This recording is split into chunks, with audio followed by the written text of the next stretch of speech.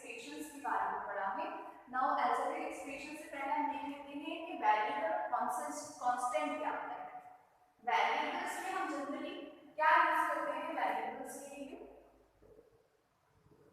कोई भी alphabet A to Z, कोई भी अल्फाबेट हो सकता है, वो X, Y, Z, M, N, anything it can B, ठीक है। अब वेरिएबल क्या होते हैं, वेरिएबल जो होते हैं उनकी वैल्यूज फिक्स नहीं होती है। वेरिएबल की जो वैल्यू है वो फिक्स नहीं होती, वो क्या करती है, वेरी करती है। लाइक अगर हम कहें इन रेनी सीजन में आप ये नहीं कह सकते कि हर दिन एग्जैक्टली इतनी ही बारिश होगी। बारिश क्या करती है, वेरी करती है, कभी कम होती है, कभी ज्यादा होती है। इसी तरीके से हम अगर सनशाइन के बारे में बोले तो कभी सनशाइन बहुत ज्यादा होती है, हॉटनेस बहुत ज्यादा होती है, कभी सनशाइन कम होती है, टेम्परेचर कम होता है। तो टेम्परेचर भी क्या करता है, वेरी करता है। तो जो चीजें वेरी करती हैं, चेंज होती रहती है, फिक्स नहीं है। जैसे अगर आपकी हाइट की बात करें तो एक पर्टिकुलर एज तक आपकी हाइट क्या होती है, इंक्रीज होती रहती है, व्हिच इज नॉट फिक्स्ड, ठीक है। सो हाइट की बात करें, आपकी एज की बात करें, आपकी एज क्या होती है, सेकंड बाय सेकंड क्या होती है, इंक्रीज होती जाती है, इट इज नॉट फिक्स्ड। तो जो चीजें फिक्स नहीं होती है, जो वेरी करती है, उनको हम किससे डिनोट करते हैं, वेरिएबल से डिनोट करते हैं। और वेरिएबल क्या होते हैं, वेरिएबल में आप कोई भी अल्फाबेट क्या कर सकते हैं, यूज कर सकते हैं in between A to Z। Okay, so variables क्या होते हैं, जो वेरी करते हैं, जो which is not fixed. Okay, second term इसके अंदर है constant. Now constant or what? Constant means the numbers, जो हमारे whole numbers है, anything 1, 2, 3, 4, 5, 6, 7, 8, any finite, because इनकी value क्या होती है, numbers क्या होते हैं, fixed होते हैं। If I'm saying give me the 5 chocolates होगी तो you will give me 5 exactly 5 chocolates, उसमें ना कम होगी ना ज्यादा होगी, ठीक है। तो कांस्टेंट क्या होते हैं, नंबर्स होते हैं, नंबर्स जिनकी वैल्यू क्या होती है, हमेशा फिक्स होती है। वेरिएबल क्या होते हैं, वेरिएबल फिक्स नहीं होते, वेरी करते हैं मतलब चेंज आता रहता है इसके अंदर। और कांस्टेंट्स क्या होते हैं, कांस्टेंट फिक्स होते हैं। वेरिएबल हम डिनोट करते हैं with the help of the alphabets, English alphabets, and जो कांस्टेंट होते हैं वो हम यूज करते हैं with the help of the numbers. Okay, any number can come here, fraction आ सकता है इसके अंदर, डेसिमल नंबर आ सकता है इसके अंदर, कुछ भी आ सकता है इसके अंदर।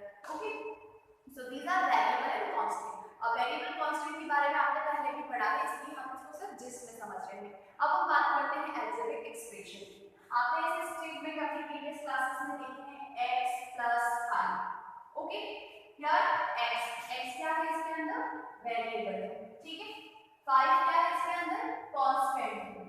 ओके, वेरिएबल ये वेरी करता है, ये कांस्टेंट है, ये फिक्स्ड है। और ये क्या साइन है, ये है एडिशन का साइन। सो जब एक वेरिएबल और एक कांस्टेंट आपस में कनेक्टेड होते हैं मैथमेटिक्स के किसी भी ऑपरेशन से मतलब इधर it can be addition, subtraction, multiplication and division. तो जब एक वेरिएबल अभी हम यहाँ पे सिर्फ वन वेरिएबल की बात कर रहे हैं, आगे जाके आपके और वेरिएबल्स आएंगे। तो जब कोई वेरिएबल एंड कांस्टेंट आपस में मैथमेटिक्स के किसी भी फोर ऑपरेशन के साथ में कनेक्टेड होते हैं, तो वो एक पर्टिकुलर जो स्टेटमेंट होता है वो क्या कहलाता है, अलजेब्रिक एक्सप्रेशन कहलाता है। ये एक अलजेब्रिक एक्सप्रेशन है। Okay, it is known as algebraic expression. It is a variable, this is the fourth operator, मतलब फोर ऑपरेशंस में से addition, and this one is the constant. So what is algebraic expression? Algebraic expression is called first statement algebraic expression. An algebraic expression is a combination. Algebraic expression क्या होता है, एक combination होता है of a variable. Variable means any alphabet, English alphabet, and constant. Constant means any number, कोई भी number. Connected means वो आपस में जुड़े हुए होते हैं। Connected with four operation of mathematics. जो हमारे मैथ्स के फोर ऑपरेशन होते हैं उससे आपस में क्या होते हैं, कनेक्टेड होते हैं। It can be plus, minus, multiply, divide. इनमें से चारों में से कुछ भी हो सकता है। So this is algebraic expression, a combination of variable and constant connected with the mathematics four operation. It can be plus, minus, multiply, and divide. It means addition, subtraction, multiplication, and division. तो ये आपने अपने previous classes में पढ़ा है। आपने इस particular चीज को अलजेब्रिक एक्सप्रेशन को स्टेटमेंट में कन्वर्ट करना भी सीखा है, स्टेटमेंट को अलजेब्रिक एक्सप्रेशन में कन्वर्ट करना भी सीखा है। अगर मैं इसको जनरली बोलूं तो यहाँ पे मैं इसको इस तरीके से बोल सकती हूँ, x, अगर स्टेटमेंट में कन्वर्ट करते हैं इसको, x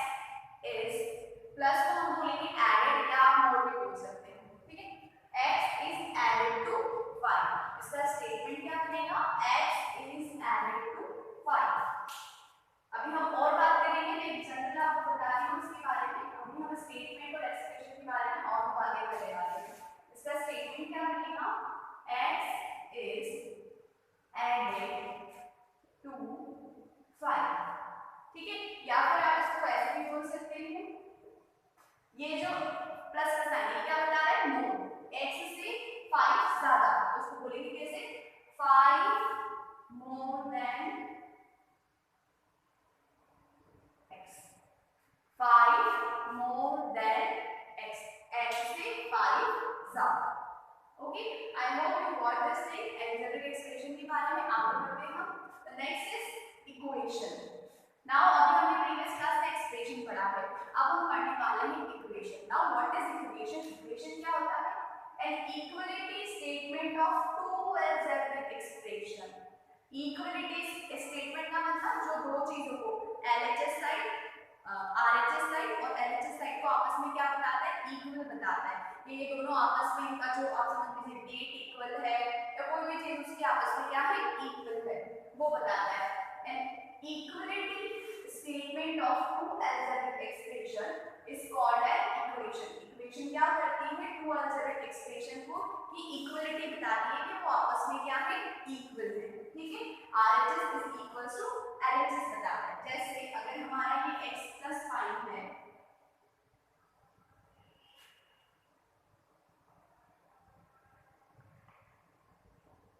तो जैसे हमारा x प्लस 5 है, अगर इसके इक्वल में कोई और चीज डाल दी जाती है, इक्वेशन के लिए इक्वल का साइन होना बहुत जरूरी है, इसके इक्वल में कोई ना कोई चीज होना बहुत जरूरी है, तभी वो इक्वेशन कहलाएगी, अदरवाइज वो सिर्फ अलजेब्रिक एक्सप्रेशन ही रह जाएगी। ठीक है, तो अलजेब्रिक इक्वेशन की इक्वल में एक्सप्रेशन के इक्वल में जब कोई चीज आ जाती है, सपोज आप समझ लीजिए a आ गया, ठीक है, तो जब एक्सप्रेशन के इक्वल में कोई चीज आ जाती है तो that statement is known as algebraic equation. ये क्या कहलाती है? अब इक्वेशन। अलजेब्रिक इक्वेशन बोल सकते हैं, इसको इक्वेशन बोल सकते हैं, आप इसको सिंपल इक्वेशन भी बोल सकते हैं। अभी हम सिंपल इक्वेशन भी देखने वाले हैं। ठीक है, तो x + 5 = 8 is an algebraic equation. 2x + 3 = x - 9। This one is C। ये एक अलजेब्रिक एक्सप्रेशन है, ये भी एक अलजेब्रिक एक्सप्रेशन है, और ये दोनों आपस में किससे कनेक्टेड है? इक्वल से कनेक्टेड है, मतलब ये दोनों आपस में क्या बता रहे हैं? इक्वलिटी बता रहे हैं कि ये पार्ट इसके इक्वल है। तो this one is also an algebraic equation. ये भी एक अलजेब्रिक इक्वेशन है, ये भी एक अलजेब्रिक इक्वेशन है। जहां पे अलजेब्रिक एक्सप्रेशन के इक्वल में कोई चीज आ जाती है तो वो क्या बन जाता है? अलजेब्रिक इक्वेशन बन जाता है। An equality statement of two algebraic expression is called an equation. वो क्या कहलाता है? इक्वेशन कहलाता है। अब वो लोग में आगे ये एक्सप्रेशन नहीं है, it is an expression also. ठीक है, ये इसके इक्वल में ही माना जाता है, अगर इक्वल में कुछ है तो अलजेब्रिक इक्वेशन ही होगी। Now third point is simple equation. Simple equation are what? An equation involving only one variable. कोई भी इक्वेशन जिसके अंदर सिर्फ वन वेरिएबल मतलब जैसे मैंने यहाँ पे x का यूज किया और कोई वेरिएबल यूज नहीं किया है। ठीक है, यहाँ पे मैंने दोनों साइड पे x का ही यूज किया है, ऐसा नहीं किया कि यहाँ x यूज कर लिया, यहाँ पे y यूज कर लिया। Means suppose like a number is 2x - 3 = 4y + 2। यहाँ क्या हो रहा है? यहाँ पे x and y two different variables है, these are two different variable. तो अभी हम इसकी बात नहीं कर रहे हैं, अभी हम सिर्फ बात कर रहे हैं ऐसी इक्वेशंस के बारे में जिसमें सिर्फ वन वेरिएबल का यूज हो रहा है। अब वो चाहे लेफ्ट साइड पे हो, चाहे राइट साइड पे हो, या चाहे दोनों साइड पे हो, बट वो वेरिएबल सेम होगा। मतलब अगर x है तो x ही रहेगा, यहाँ पे x है, यहाँ पे भी x है, सेम वेरिएबल है, कोई भी हो सकता है, लाइक 3y = 9y2। ओके, तो ये भी एक अलजेब्रिक इक्वेशन है, बिकॉज़ ये यहाँ पे आप क्या यूज कर रहे हैं? ये एक सिंपल इक्वेशन है, बिकॉज़ यहाँ पे भी एक वन वेरिएबल यूज हो रहा है व्हिच इज y। वेरिएबल कोई भी यूज हो सकता है, कंडीशन इज दैट कि उस पर्टिकुलर इक्वेशन में वो एक सेम ही होना चाहिए, चाहे वो लेफ्ट पे हो, राइट पे हो, दोनों साइड पे हो। y है तो y उधर भी होना चाहिए, सिंपल y ही रहेगा, y के साथ x नहीं आ जाएगा। ठीक है, so it is simple equation, an equation involving only one variable। ऐसी इक्वेशन जिसमें सिर्फ वन वेरिएबल होता है, may be x y z p q m n p, कुछ भी हो सकता है ऐसा है। it is called a simple equation। ये क्या कहलाती है? सिंपल इक्वेशन कहलाती है। so this is all about the simple equation। algebraic expressions are what? They are connected, they are the combination of variable and constant connected with the four operation of mathematics. It can be plus, minus, multiply and divide or divide। equation is what? An equality statement of two algebraic expression। जब two algebraic expression को equality में डाल दिया जाता है RHS और LHS side पे equal करके, तो क्या कहलाता है? एक इक्वेशन कहलाता है। एंड सिंपल इक्वेशन क्या होता है? जब सिर्फ और सिर्फ एक इक्वेशन में one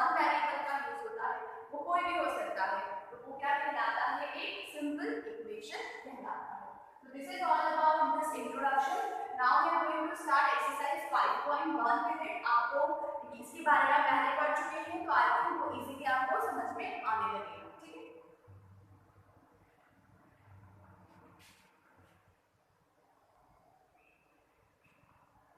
The question number first of exercise 5.1 is write down the equation for the following statements.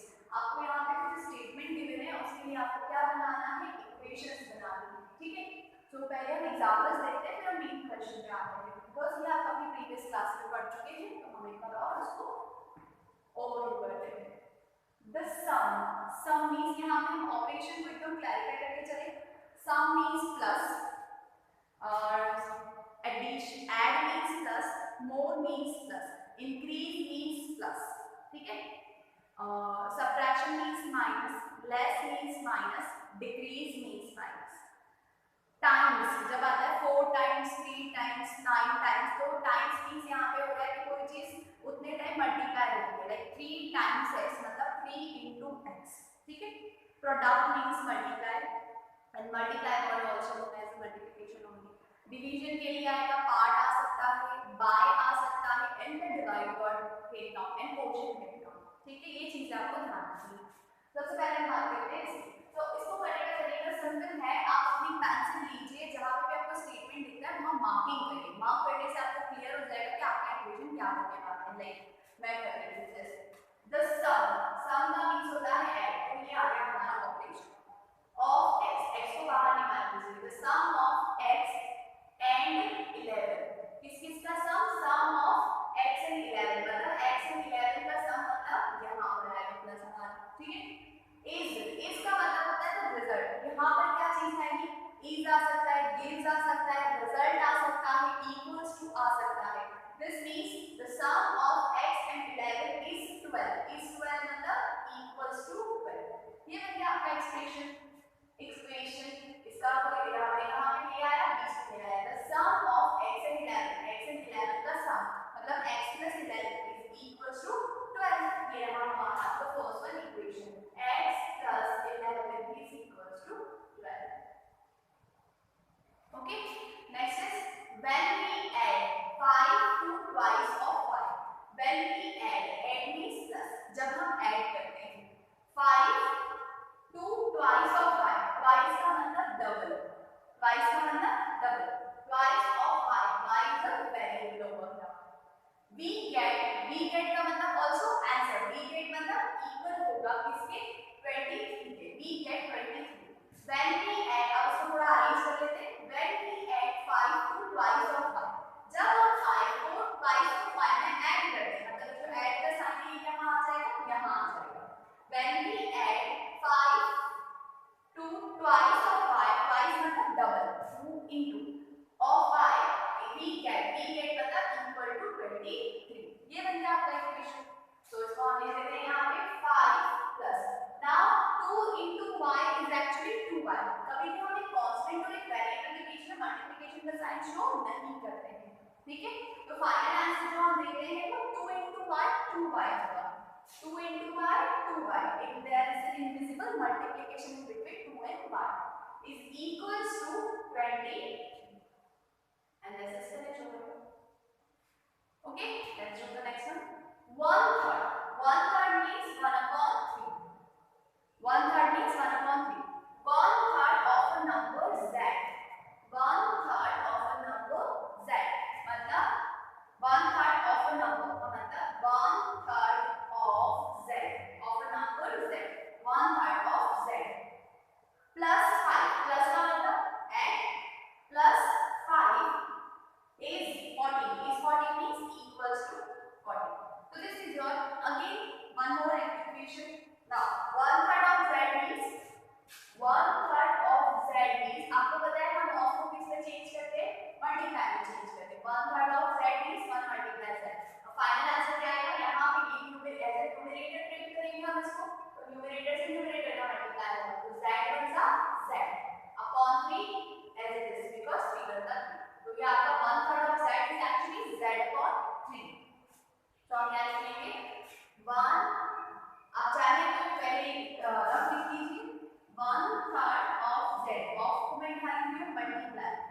Plus 5 is 40. इसका फाइनल आंसर हम देते हैं. This is not the final. Therefore z1 z upon 3 plus 5 is equals to 40. This one is your final answer. Z upon 3 plus 5 is equals to 40. The product means multiplication answer of n and 7. n का और 7 का मतलब n into 7. n और 7 का product means n into 7. is 1 मतलब equal to 1. more than 30. is 1 more than 30. यहाँ क्या आ जाएगा? is 1 more than 30. so यहाँ पे जो है वो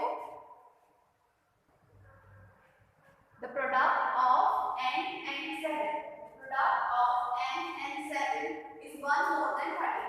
is मतलब equal to 1 more than मतलब क्या आ जाएगा यहाँ पे 30. means actually क्या हुआ 40. तो हमारा जो आंसर बना तो आपको पता है कि हम एक वेरिएबल और कांस्टेंट के बीच में मल्टीप्लिकेशन साइन शो नहीं करेंगे. We are going to write directly 7 into n 7n. हमेशा कांस्टेंट आगे लिखते हैं वेरिएबल पीछे लिखते हैं. ये आपको ध्यान रखना है. जैसे है होगा इस तरीके से is equals to 1 more than 30 means 1 plus 30 which is equal to 40. The product of variable n and 7 is equal to 1 more than 30. 1 plus 30 is actually 40. This is your answer. Okay, so this is all about the example. अब हमारे math questions पे आते हैं. इसी तरीके से करेंगे हम ये. Write down the equation for the following statements. So now 5 added to 6. Added means plus. 5 यहाँ से नंबर निकाल लेती हूँ. 5 added to 6.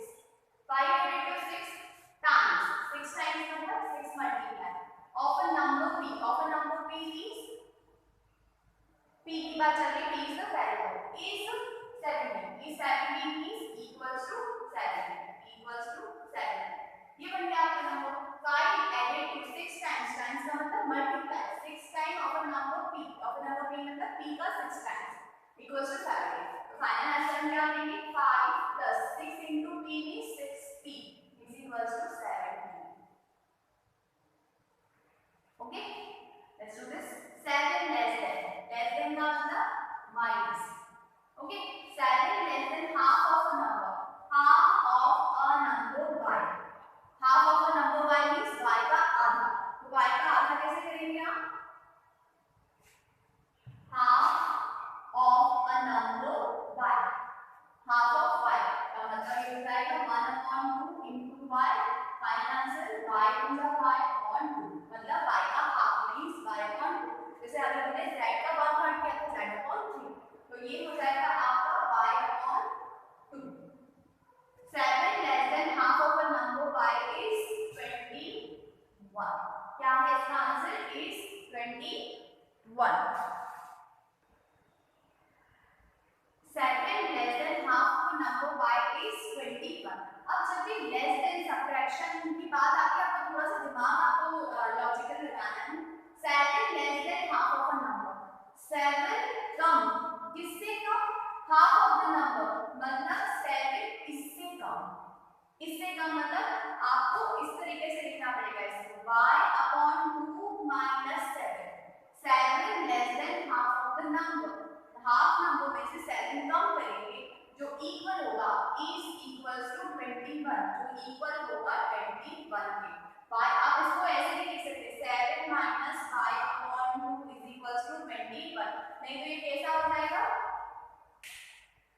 this y upon 2 is subtracted from 7. y upon 2 is less than 7. ये ऐसा हो जाएगा. जबकि हमारा स्टेटमेंट क्या है? 7 less than half of the number. 7 कम करना है half of the number में से. तो half of the number आगे आएगा 7 पीछे आएगा is equals to 21. So this one is the equation of sum number 7. Statement number 7. Now for the third one, 32 is 8 more than 32 is 8 more than. तो मैं इसको रखने के लिए लिखती हूँ 32 is 8 more than का मतलब प्लस है. 32 is 8 more than 4 times. 4 times मतलब 4 into. ठीक है, टाइम्स का मतलब क्या होता है? The multiplication. Okay,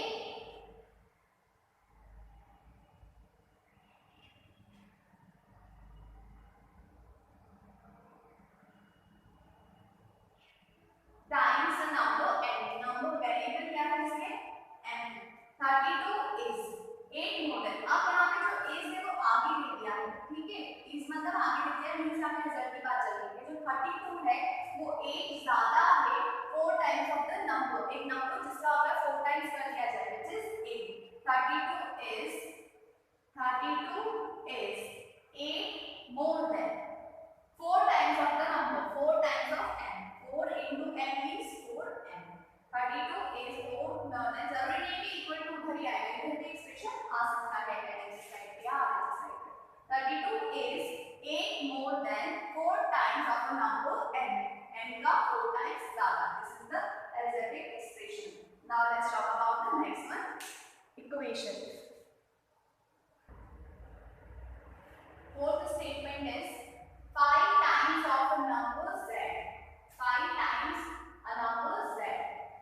5 times of the multiply the number z. Increased. Increase means plus. Increased by how much? Increased by 2. Is equal to 12. इसके equal है 12. बन गया statement. Increase मतलब बढ़ना. तो ये हो गया हमारा 5 into z will be 5z plus 2 increased by 2 is equals to 12. This is the answer. 2 times a number n. 2 times a number means 2 into n. Decreased by 3. Decreased by 3 मतलब कम हो रहा है. किससे कम हो रहा है? 3 से कम हो रहा है मतलब minus. is equal to 15. Equals to 15.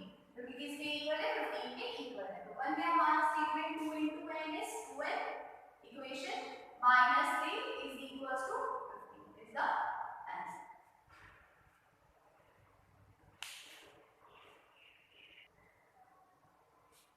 Question number 2 is check whether the equation given below is satisfied with the value given in bracket.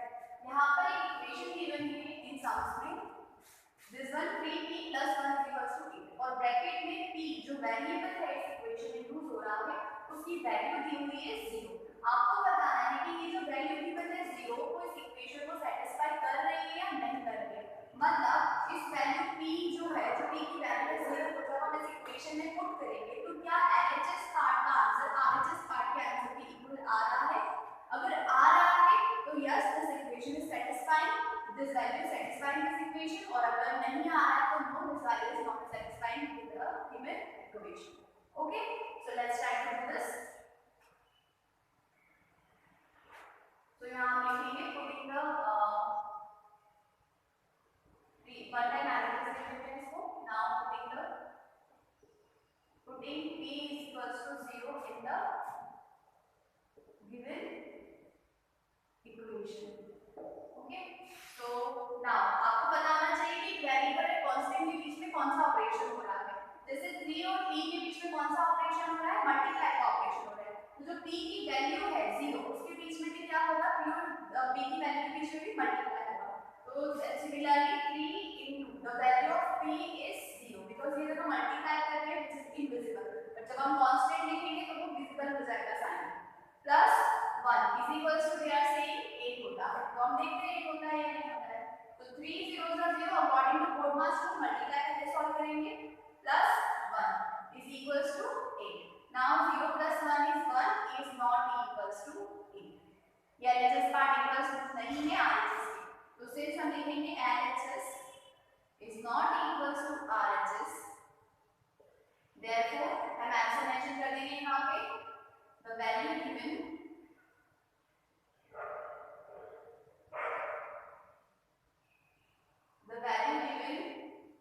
is not the solution. आपसे क्या पूछा है इसके अंदर? सेटिस्फाई करना है. सेटिस्फाई करने के लिए सॉल्यूशन होना चाहिए. given below is satisfied with the value given in the bracket, so the value given is not the solution of the given equation.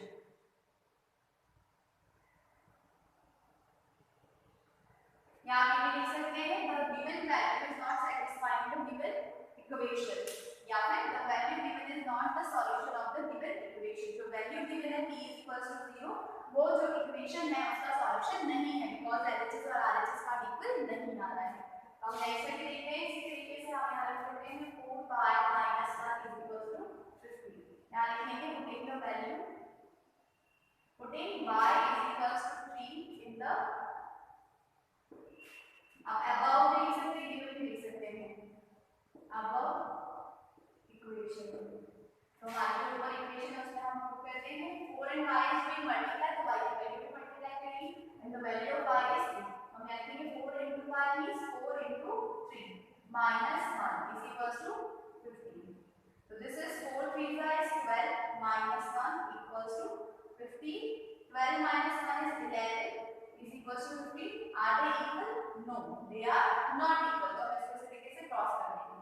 हम यहाँ लिखेंगे since LHS is not equals to RHS, hence the same answer you have to be repeating here कि this is not the solution। ये क्या है, इसका solution नहीं। okay,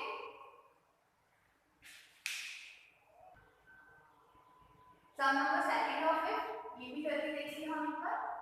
m plus 9 is equals to 30। so again putting the value m is equals to 4 in the above equation। so m की value कितनी है 4, तो m ये रहा, m is doing plus with 9 तो 4 is also do plus with 9। 4 plus 9 is equals to 30 and 4 plus 9 is 30 equals to 30। तो ये हम से LHS part and RHS part आपस में इक्वल है।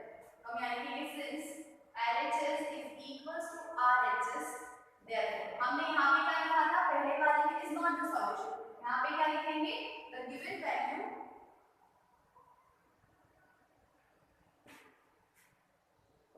is the solution of the given equation। जो value है वो इस इक्वेशन का सॉल्यूशन है बिकॉज़ LHS और RHS आपस में क्या आ रहे हैं इक्वल आ रहे हैं।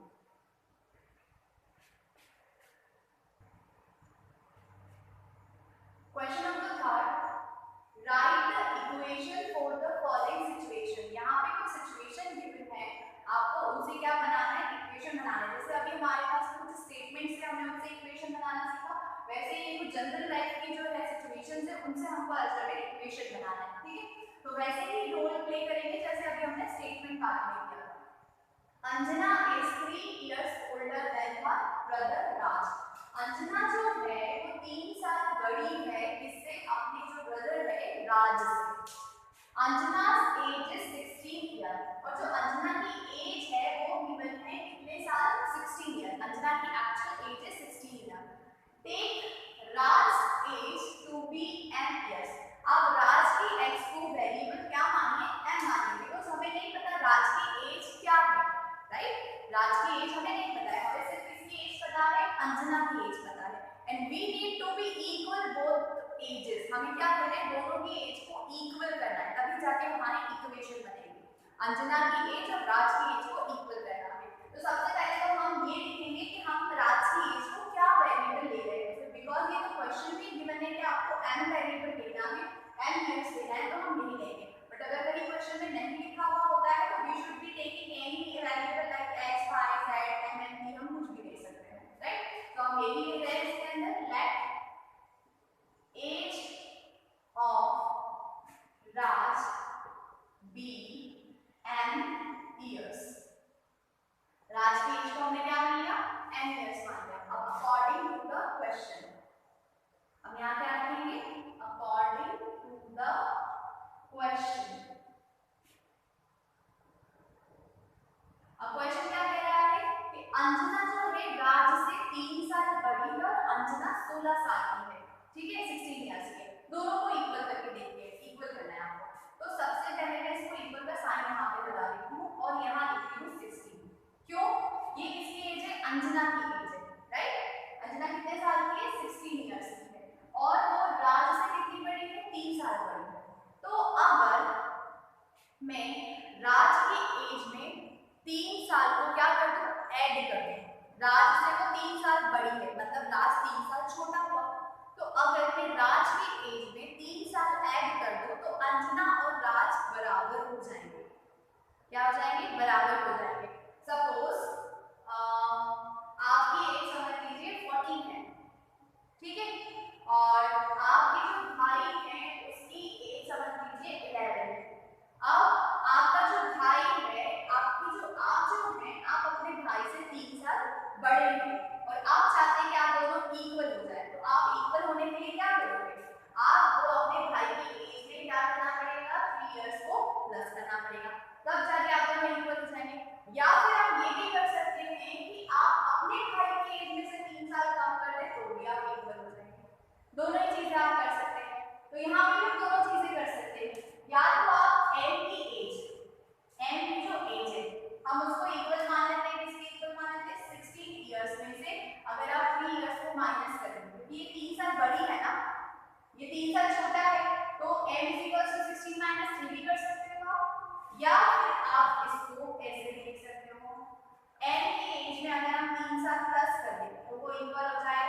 अंजना की एज में, मतलब राज की एज में हम 3 साल प्लस कर दे तो वो अंजना की एज के बराबर हो जाएगा। तो this two statements are correct. आप दोनों में से कोई भी स्टेटमेंट चूज कर सकते हैं।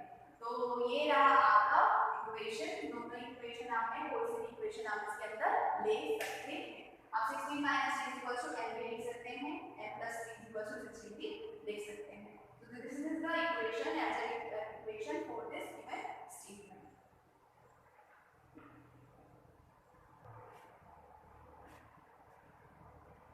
Second number statement of question number part. In a right angled triangle. Triangle means having three sides, and right angled triangle means one of the angle is 90 degree. Okay. So कितने angles होते हैं? Triangle में 3 angles होते हैं, तो इसमें भी कितने angles होंगे? 3 angles होंगे. Okay. In a right angled triangle, one of the angle, कोई एक angle, चाहे suppose ये, चाहे suppose ये, other than right angle, इसको छोड़ के कोई भी एक angle, चाहे ये, चाहे is twice the other. इनमें से एक एंगल, चाहे आप ये समझ लीजिए, चाहे आप ये समझ लीजिए, इनमें से एक एंगल दूसरे का डबल है। तो समझ लीजिए ये वाला जो एंगल ये डबल है, डबल मींस 2 इनटू किसका? इसका। पर ये पता होना जरूरी है हमें कि ये क्या है। Remember that the sum of the three angles, yes, आगे take the smallest angle to be x degrees. आपको जो सबसे छोटा एंगल है उसको क्या मानना है? x degree. Again I am repeating the question.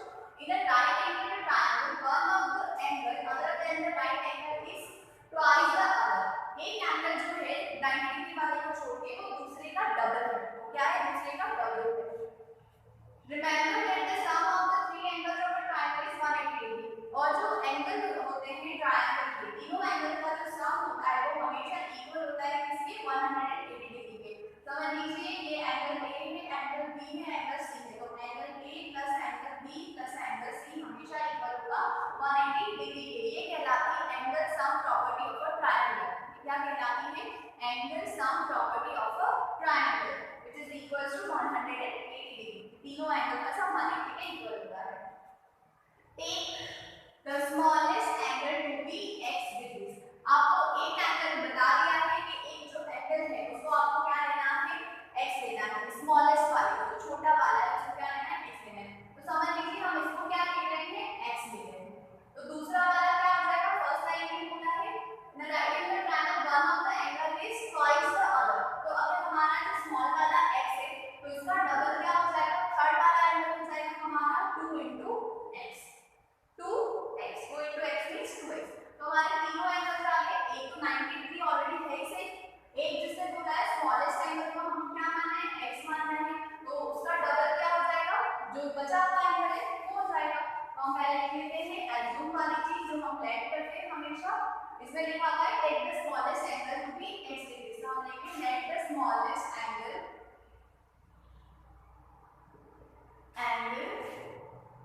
be x degree. Okay, and second angle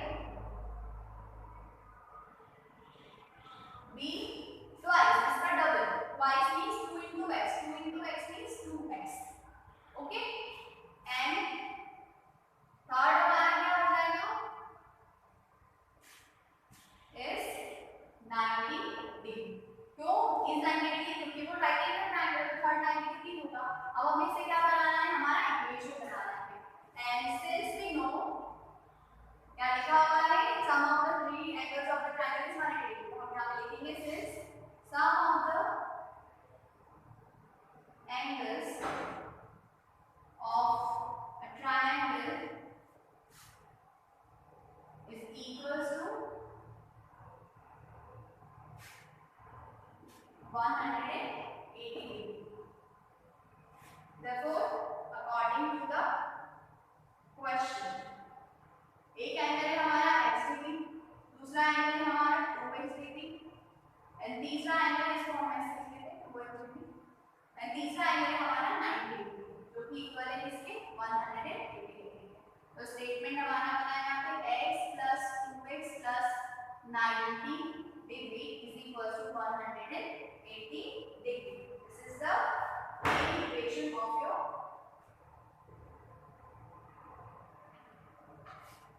degree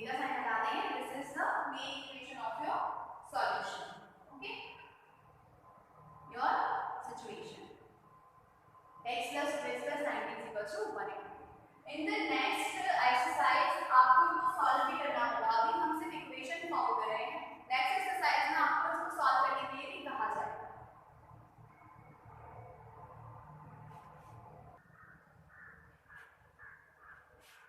question number 4 में थोड़ा सा चेंज है। There are many methods of solving the solutions of equation, but हमें अभी एक ही मेथड फॉलो करना है because we don't have much time to express in the videos.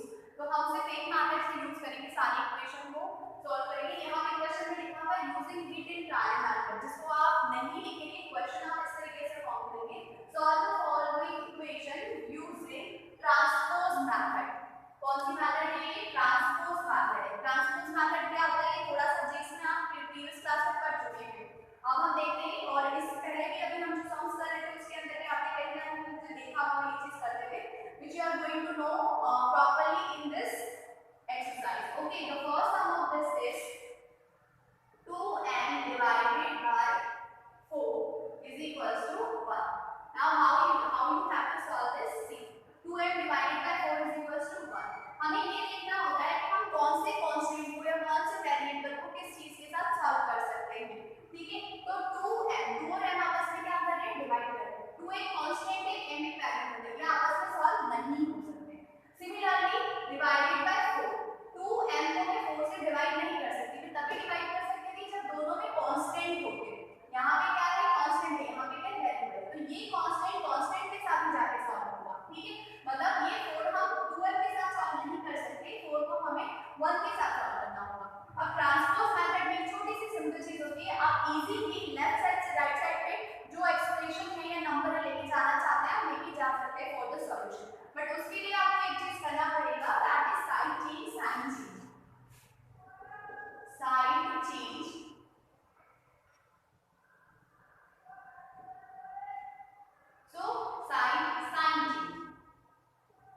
अगर आप किसी चीज का एक्सप्रेशन का या फिर किसी नंबर का साइन चेंज करना चाहते हैं तो आपको उस पर्टिकुलर एक्सप्रेशन और नंबर का साइन भी चेंज करना होगा। सी, सो हम चाहते हैं m1 टाइम एनालिसिस लिख लेते हैं। Now I just want to change the side of this 4, तो I have to change the sign of the 4 also.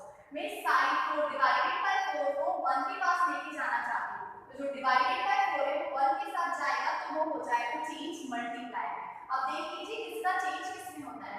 Plus का जो चेंज है वो माइनस में होता है, तो अपोजिट माइनस का चेंज प्लस में होगा। ठीक है, सिमिलरली डिवाइड का चेंज मल्टीप्लाई में होता है और मल्टीप्लाई का चेंज डिवाइड में होता है, वाइस वर्सा। ठीक है, plus changes in minus, minus changes in plus, divide changes in multiply, multiply changes in divide. So यहाँ पे हम देखते हैं डिवाइड कर रहे हैं तो बचा के क्या करेगा? 1 के साथ मल्टीप्लाई करेगा, तो which is going to be on the same place? ये देख लीजिए, 2m should be on the same place, equals to should be on the same place, this one should be on the same place। मैंने सबको अपनी जगह पे रखा है, बस ये जो डिवाइडेड बाय 4 है यहाँ से हटा दिया है और जाके शिफ्ट कर दिया है 1 के पीछे, और ये डिवाइड कर रहा था तो ये 1 के साथ अब क्या करेगा? मल्टीप्लाई करेगा। ये आपको ध्यान रखना है। तो फिर अगेन हम नेक्स्ट स्टेटमेंट लिखेंगे 2m as it is equals to as it is 1 into 4, 4 1 जा 4। यहाँ तक आ गए। अब हम चेक करते हैं, अब हमें इस 2 को भी सॉल्व करना है, तो this 2 can not be solve with this variable m, but it can B solve with 4। तो हमें देखना है कि 2 ऑपरेशन क्या कर रहा है m के साथ में, अगर हम उसकी साइन चेंज करना चाहते हैं तो 2 is doing multiply with m, तो वो 4 के साथ क्या करेगा? डिवाइड परफॉर्म करेगा। ठीक है, तो let's do it. m should be on the same place, equal to should be on the same place, 4 is on the same place। हम 2m को 2 into को उधर लेके जाके 4 के साथ डिवाइड करेंगे। नाउ हम बड़ी क्लासेस में आ चुके हैं, तो ऐसे ना लिखें डिवाइडेड बाय 2, हम इसको कैसे लिखेंगे? फ्रैक्शनल फॉर्म में लिखेंगे, बिकॉज़ उसका मतलब है डिवाइड होता है। 2 is doing multiply with that, तो 2 will do divide with 4, तो हम इसको लिखेंगे upon में 4, m is equals to 4 upon 2। अब यहाँ पे आप देखेंगे क्या ये रिड्यूस हो रहा है, कर हो रहा है, तो कर दीजिए। It is doing by 2, divisible by 2, 2 1 by 2, 2 2 by 4, 2 upon 1 means final answer 2 only। m is equals to 2 upon 1, the final answer will be m is equals to 2। this is the value of 2, so value of m। okay, so in this way you have to solve the solutions of equations। next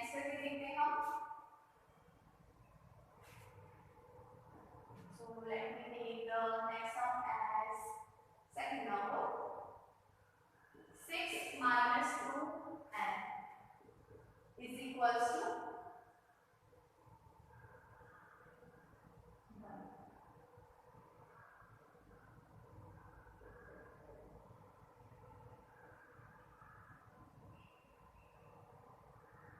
Okay. So now what should we do? 6 form को उधर लेके जाना है. ये क्या है यहाँ पे +6 है. ठीक है, कौन सा 6 है ये? +6 है. तो उधर जाएगा तो ये क्या हो जाएगा? माइनस का 6 हो जाएगा. जैसे यहाँ पे जो 2 क्या ये क्या कर रहा था? आगे डिवाइड कर रहा था. तो उधर जाके क्या करने लगा? मल्टीप्लाई करने लगा. 2 मल्टीप्लाई कर रहा था, उधर जाके डिवाइड किया. इसी तरीके से ये +6 है तो उधर जाके क्या हो जाएगा? -6 हो जाएगा. ठीक है, तो कौन कौन अपने पेज पे रहेगा वो देख लेते हैं हम. एक बार ऐसे लिख देते हैं हम इसको. Okay, so -2 should be on the same page. -2 को हम अपनी जगह पे ही छोड़ देंगे. ठीक है, सिर्फ +6 को उधर लेके जा रहे हैं हम. तो +6 y here it is one invisible plus is there. यहाँ पे क्या है? इनविजिबल प्लस है. क्या है यहाँ पे? Invisible plus. इसलिए उधर जाके क्या होना है? माइनस होना है. तो +6 उधर जाएगा तो क्या हो जाएगा? -6 हो जाएगा. Now -2 on the same place and on the same place. पहले हम इनका फॉर्म करेंगे. 1 - 6 is -5. Sign of the greater number. ठीक है, ये आपके इंटीजर्स में हमने पढ़ा है. ठीक है, अब क्या करेंगे? अब दोनों साइड पे जब माइनस के साइन आ जाते हैं, अगर आपको LHS और RHS में दोनों साइड पे 1 1 डालते हैं और आपको दिख रहा है कि माइनस के साइन है तो you can cancel them. Minus two minus cancel. इस तरीके से आप लेफ्ट स्लैंट लाइन को कट कर सकते हैं. फ्रेश लिख लेते हैं इसको. Now we are having 2m = 5. Now what 2 is doing with m? 4 m के बीच में ऑपरेशन क्या है? मल्टीप्लाई है. तो उधर जाएगा तो क्या हो जाएगा? डिवाइड हो जाएगा. m = 5 divided by 2. और ये रिड्यूस नहीं हो रहा है. नहीं हो रहा है so let it be as it is. This is the answer. Okay, let's do the next one.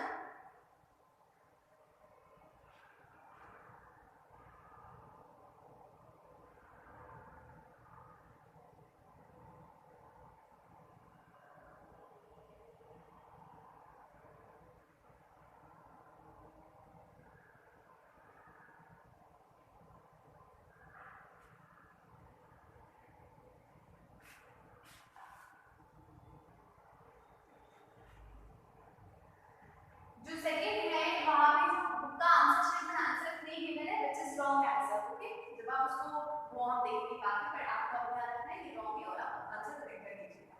तो यहां पे हमारे पास है 5r + 1 = 6. तो 5r on the same place, 6 on the same place. This +1 we are going to shift with 6 क्योंकि ये इसके साथ सॉल्व नहीं हो सकता. तो +1 हम 6 के साथ लेके जाएंगे तो क्या हो जाएगा? -1. ठीक है, side change sign change. 5r = 6 - 1 is 5. Now this 5 and r is doing what? Multiply. So 5 उधर जाएगा 5 के साथ तो क्या करेगा? Divide. So r = 5 upon 5. 5 इधर आया अपॉन में चले गया. Now 5 × 5, 5 × 5. r = 1 upon 1. Final answer क्या आएगा? r = 1. This is the value of the r. Let's do the next one. मैं आपको इसकी सारी सम्स करके दिखा रही हूं ताकि आपको आगे कोई प्रॉब्लम ना हो समझने में.